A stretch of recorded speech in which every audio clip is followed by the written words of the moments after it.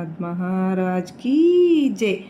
మన సాయి బిడ్డలందరికీ నమస్కారం ఫ్రెండ్స్. ఎలా ఉన్నారండి? ఏం చేస్తున్నారు? అందరూ బాగున్నారు కదూ?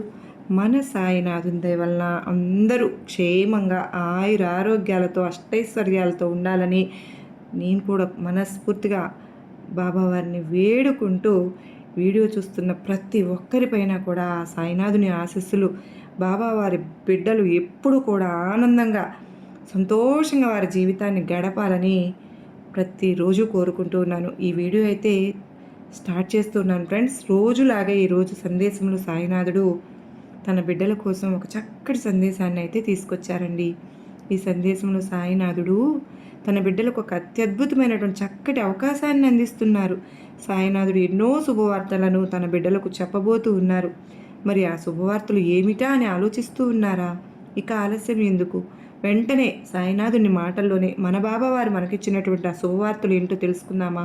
ఎటువంటి జీవితాన్ని ఆ తండ్రి తన బిడ్డలకు ప్రసాదిస్తున్నారో ఆ తండ్రి మాటలను తెలుసుకుందామండి. సాయినాథుడు ఈ విధంగా చెప్తూ ఉన్నారు. బిడ్డ, ఈ ఒక్క మాట ఒక్కసారి విను. నీ శుభవార్తలు ఒక్కొక్కటిగా నిన్ను ఎలా చేరుతాయో వెంటనే తెలుసుకో తల్లి.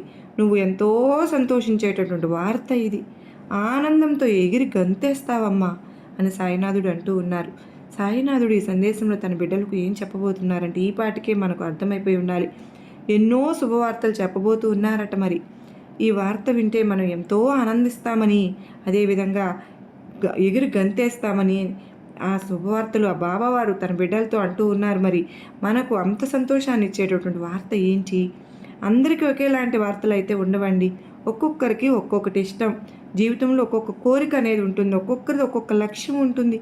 అని వాటన్నింటికీ కూడా ఒకటే సమాధానంగా సాయినాథుడు ఎప్పుడు ఒక సందేశాన్ని చెప్తూ ఉంటారు కదా. సాయినాథుడు చెప్పేటటువంటి సందేశం ఒకటే, కానీ కొన్ని కోట్ల మంది బిడ్డలకు ఆ సందేశం చేరుతుంది.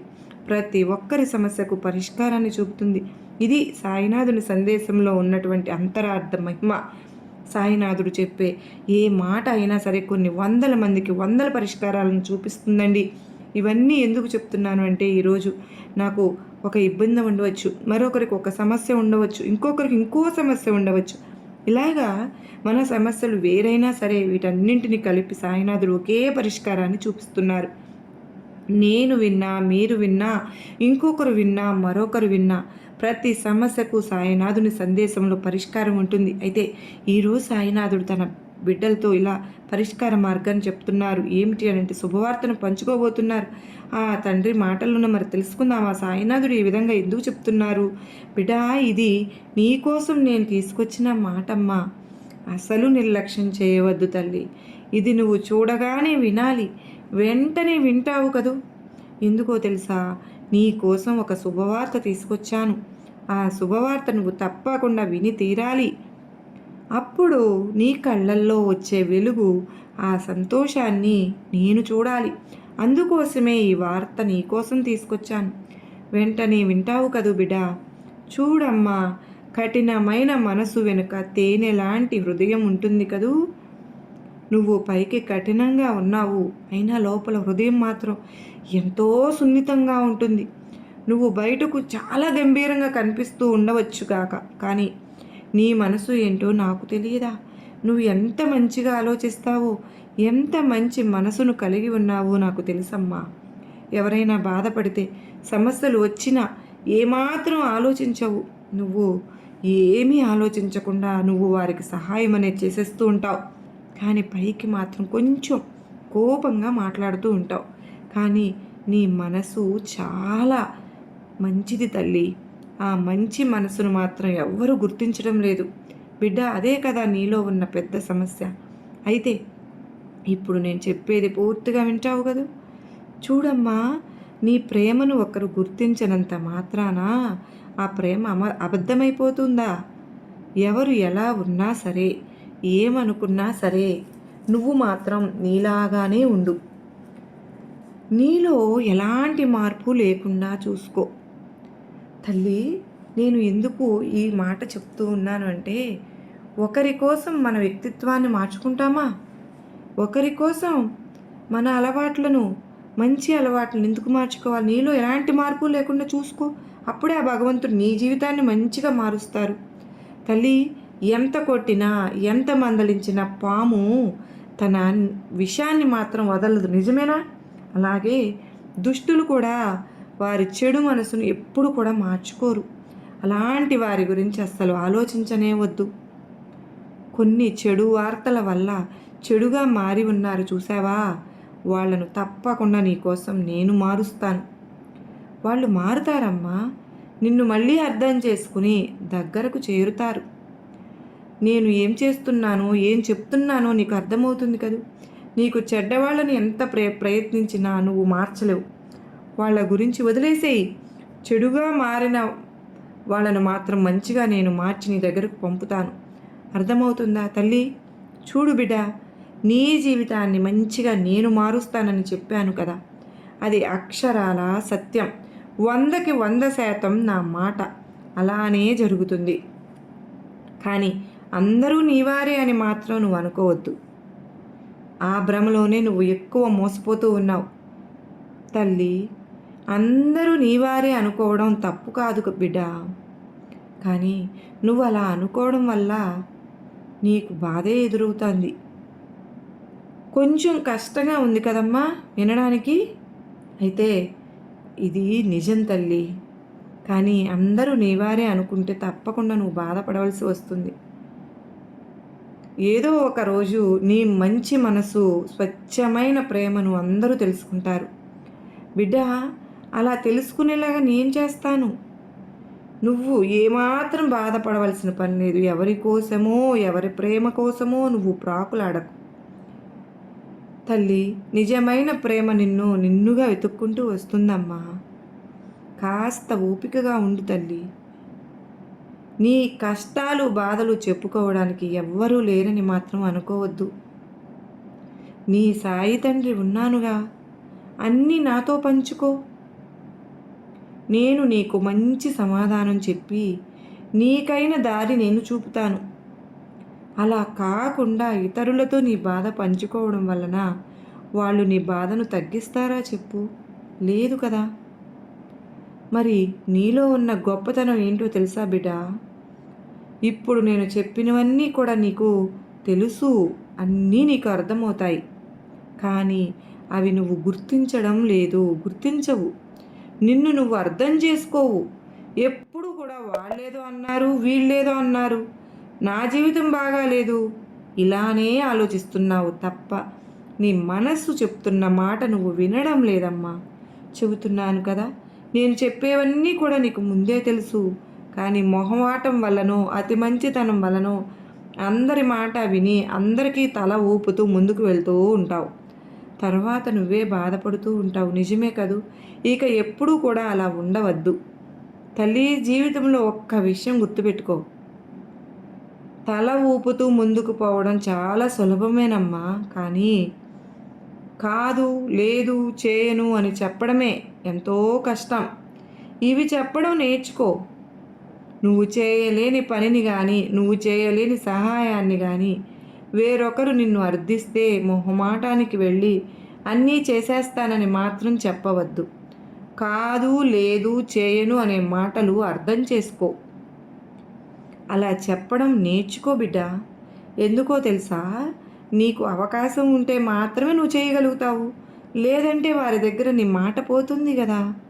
దానివల్ల నువ్వే బాధపడవలసి వస్తుంది. బాధపడవద్దు. జీవితంలో ఏ మనిషి అయినా సరే సంతోషంగా ఉండాలి అంటే సమయం వచ్చినప్పుడు తల ఊపి ముందుకు వెళ్ళడం కాదు, ఇలాంటి మాటలు చెప్పడం, ధైర్యంగా మొహం మీద చెప్పడం నేర్చుకోవాలి. ఇందులో ఏమీ నీ తప్పు ఉండదు. అది గుర్తుపెట్టుకో. ముందు నీకు రాదు కాబట్టే నువ్వు రాదు అని చెబుతూ ఉన్నావు. నీకు తెలియదు కాబట్టే తెలియదు అని చెబుతూ ఉన్నావు. నువ్వు ఆ సహాయం చేయలేవు కనుకనే నేను చేయలేను అని చెబుతూ ఉన్నావు. ఇందులో నువ్వు దాచేది ఏమీ లేదమ్మా. ఒక్క మాటలో చెప్పాలంటే నువ్వు జాగ్రత్తగా ఉండమనే నేను చెప్తున్నాను. అర్థం కాలేదా?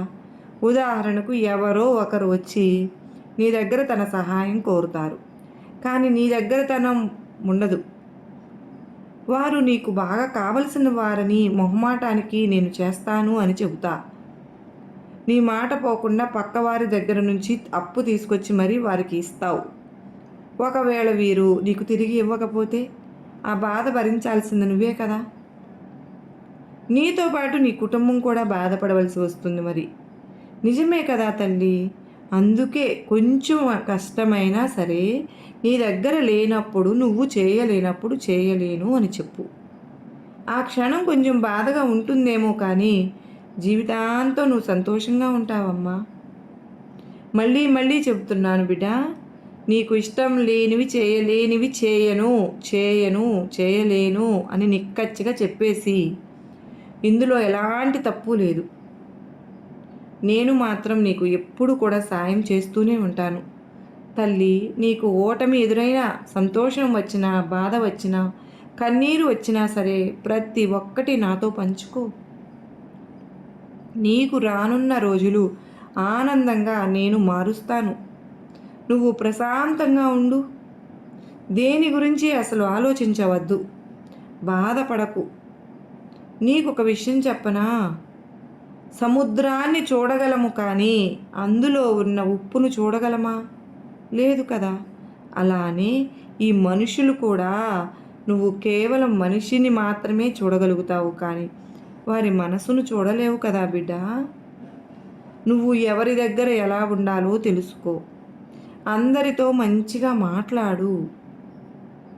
వాళ్ళు నీతో ఎలా ఉన్నా సరే నువ్వు మాత్రం మంచిగానే ఉండమ్మా. మంచి ఆలోచనలు చెయ్యి. అప్పుడు అందరూ నీకు మంచే చేస్తారు. నమ్మకాన్ని కోల్పోవద్దు బిడ్డ. ఎలా కోల్పోతే ఎట్లా? ప్రశాంతతను కోల్పోతావు మరి. జాగ్రత్త. కనుకనే పూర్తి నమ్మకంతో ఉండు అని చెప్తున్నాను. ఒకటి తర్వాత మరొకటి వెంటనే శుభవార్తలు నువ్వు వినేలాగా నీ సాయిని చేస్తాను. నువ్వు ధైర్యంగా ఉండమ్మా. ఈరోజు నీ బాబా చెప్పిన మాటలు ఎప్పుడు కూడా మరచిపోనే వద్దు. ఎందుకో తెలుసా? ఇవి నీ జీవితాన్ని మార్చేస్తాయి. అర్థమైంది కదా అని సాయినాథుడు అంటూ చెప్తూ ఉన్నారు కదండి. సందేశం మొత్తం మీద బాబావారు మనకు చెప్పదలుచుకున్నది ఒకటే ఫ్రెండ్స్. ఏ బిడ్డలైతే ఎదుటివారి ముందు మొహమాట పడి వారికి కాదని చెప్పలేక, లేదని చెప్పలేక, నాకు రాదు అని చెప్పలేక అనవసరమైన అన్నీ కూడా నెత్తిని వేసుకుంటూ ఉంటారు. వాళ్ళు చాలా ప్రాబ్లమ్స్ అనేవి ఫేస్ చేయవలసి వస్తూ ఉంటుందని సాయినాథుడు అంటూ ఉన్నారు ఫ్రెండ్స్. మీకు రాకపోతే రాదని చెప్పండి, మీ దగ్గర లేకపోతే లేదని చెప్పండి. ఇవి మీరు నిక్కచ్చిగా చెప్పలేని రోజు, మీరు మొహమాట పడిన రోజు మీరు తప్పకుండా మీ జీవితంలో ఇబ్బందులు ఎదుర్కోవాల్సి వస్తుంది. మీ జీవితాన్ని ఒకసారి ఇలా మార్చుకుని చూడండి అని సాయినాథుడు అంటూ ఉన్నారు ఫ్రెండ్స్. దీనికి ఒకటి పరిష్కార ఉదాహరణ బాబావారు చెప్పారు. ఎవరో మన స్నేహితులు, బంధువులు, ఇంకెవరో ఆర్థిక సహాయం కోసం మన దగ్గరకు వచ్చారనుకోండి, మన దగ్గర లేదనుకోండి, మనకు లేదని చెప్పేయాలి. అంతేగాని మనం మధ్యలో ఉండి నిలబడి ఆ సహాయం చేశాము అంటే ఒకవేళ వాళ్ళు తిరిగి మనకు ఇబ్బంది పెడితే, ఇవ్వకపోతే మీరే అనుభవించవలసి ఉంటుంది కదండి. మన పైన ఒక కుటుంబం ఆధారపడి ఉంది కదా. అది మనం తిన్నది కాదు, మన అవసరాలకు వాడుకున్న డబ్బు కాదు. ఎవరికో సాయం చేయబోయే మధ్యలో మనం ఇరుక్కుపోతాము. సాయినాథుడు ఈరోజు చెప్పింది చాలా చక్కటి ఉదాహరణ అండి. చాలామంది బిడ్డలు ఎలాంటి సమస్యలు చిక్కుకుని ఎదుర్కొని ఉంటారు. దీంతో మనకు అర్థమై ఉండాలి ఎలాంటి సమయంలో ఎలా నడుచుకోవాలని. ఎప్పుడు కూడా మన దగ్గర లేని దాని గురించి, మనం చేయలేని దాని గురించి మనం చేస్తామనో ఇస్తామనో చెప్పనే కూడదు. ఎవరికి కూడా తొందరపడి మాట ఇవ్వకూడదు. చూస్తానని చెప్పాలి కానీ ఒకవేళ మాట ఇచ్చేశారు అంటే వాళ్ళు ఆ మాట ప్రకారం నిలబడతారని ఆశిస్తారు. వాళ్ళు వేరే ప్రయత్నం కూడా చేయడం ఆపేస్తారు. ఆ సందర్భానికి మీరు సహాయం చేయలేకపోతే వాళ్ళు ఇబ్బంది పడతారు. ఇటు ఏ విధంగా చూసుకున్నా సరే సాయినాథుడు చెప్పింది చాలా అక్షర సత్యం అని మనకు అర్థమైంది కదండి. మన పరంగా చూసుకున్నా మనం ఇబ్బంది పడతాం. లేదు వాళ్ళు మంచి వాళ్ళయి ఆ సమయానికి మనం సహాయం చేయలేకపోతే వాళ్ళు కూడా ఇబ్బంది పడతారు. దీని పూర్తి సారాంశం ఏమిటి అంటే మనం ఏదైతే చేయగలరో అదే చేస్తానని చెప్పాలి. శక్తికి మించిన సహాయం చేయకూడదు. జీవితంలో మనిషి ఎదగాలి అంటే లేదు, కాదు, రాదు అనేటటువంటి మాటలను తప్పకుండా చెప్పడం నేర్చుకోవాలి. ఇందులో పెద్ద తప్పు ఏమీ లేదండి. మన దగ్గర లేనివి లేవు అని చెప్తున్నాము. ఎక్కువ మొహమాట పెడితే నిర్మోహమాటంగా లేవని చెప్పేసేయండి. ఎందుకంటే వారి అవసరం కోసం ఇంత ప్రాధేయపడిన వారు తిరిగి చెల్లించాల్సినప్పుడు మాత్రం మీ కంటికి కూడా కనిపించరు. గుర్తుపెట్టుకోండి. ఎవరి కోసమో మిమ్మల్ని మీరు లేదంటే మీ కుటుంబాన్ని బాధ పెట్టనే వద్దు. ముందు మీరు బాగుంటేనే కదా మీ చుట్టూ ఉన్న వాళ్ళని సంతోషంగా చూడగలుగుతారు.